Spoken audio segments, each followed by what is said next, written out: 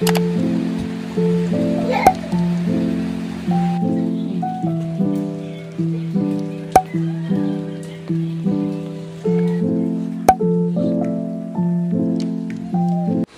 ate, samahan niyo na naman kami sa panibagong araw kasama ang batang makulit.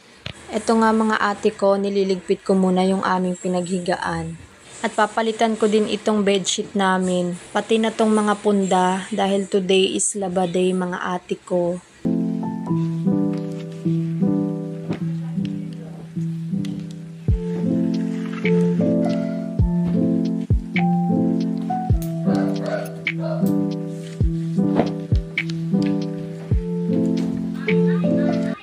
Pagtapos ko nga mapalitan yung bedsheet, eto naman inumpisahan ko nang ayusin yung lalabhan ko. Ayan nga, hiniwalay ko lang yung puti sa dikolor.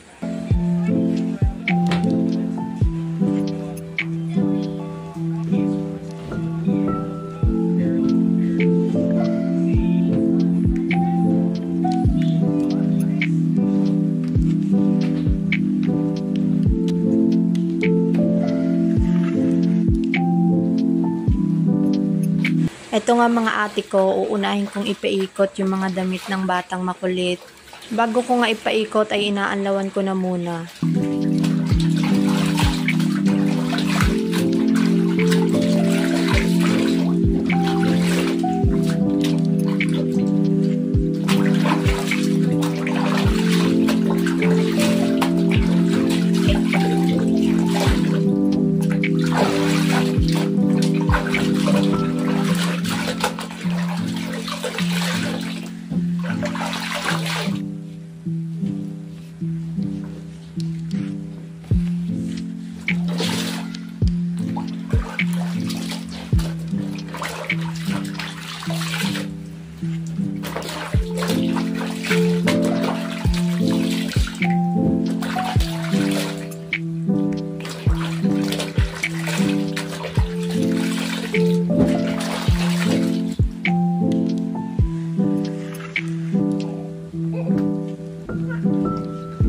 Nilagay ko na muna nga itong mga labahin ko sa basket.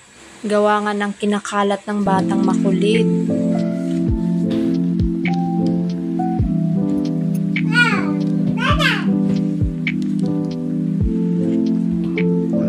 Hirap talaga kumilos dito mga ate ko. Dahil sa side na to, maliit nga lang yung space natin. Kaya nilalagay ko lang itong washing machine dito tuwing maglalaba lang ako. At binabalik ko na siya mga ate ko dun sa pwesto niya. Hindi ko naman kasi pwedeng ilagay ito dun sa loob ng banyo. Dahil hindi rin ako makakapagbanlaw, gawa nga ng maliit lang yung banyo namin. Dahil iniipunan ko pa nga ng tubig yung washing machine mga ate ko, pinaliguan ko na muna itong batang makulit.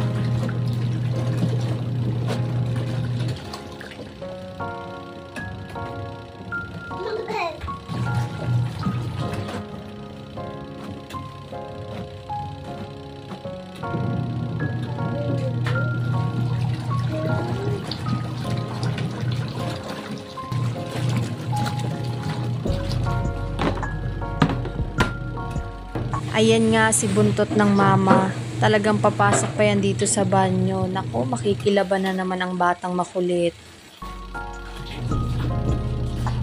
So habang nagpapaikot nga ako mga ate ko, niligpit ko na itong mga kalat dito sa ibabaw ng drawer. Kinalat kasi ito ng batang makulit kagabi. Paano inaakyat siya dito ng papa niya. Ayan nga mga ate ko, natapos na yung pangalawang ikot, kaya kinukusot ko na lang para makapagsalang ulit ako.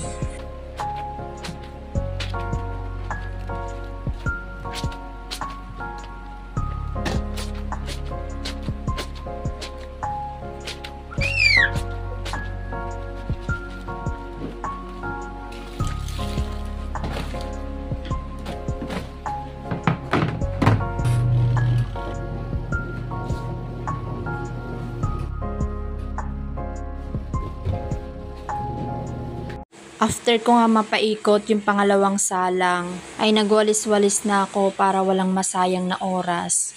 Ika nga nila, time is gold.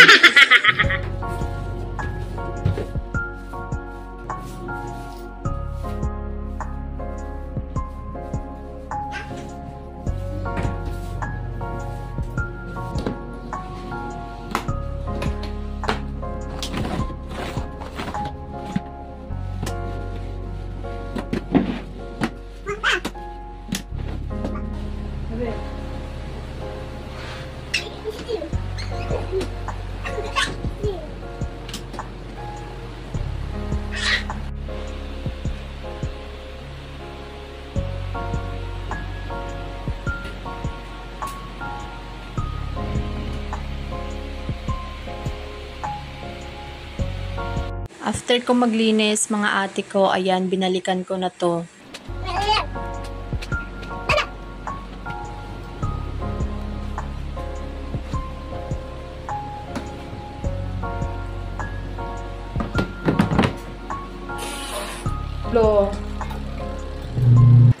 Nalingat lang ng saglit ang mama, ayan, nagbasa-basa na naman ang batang makulit.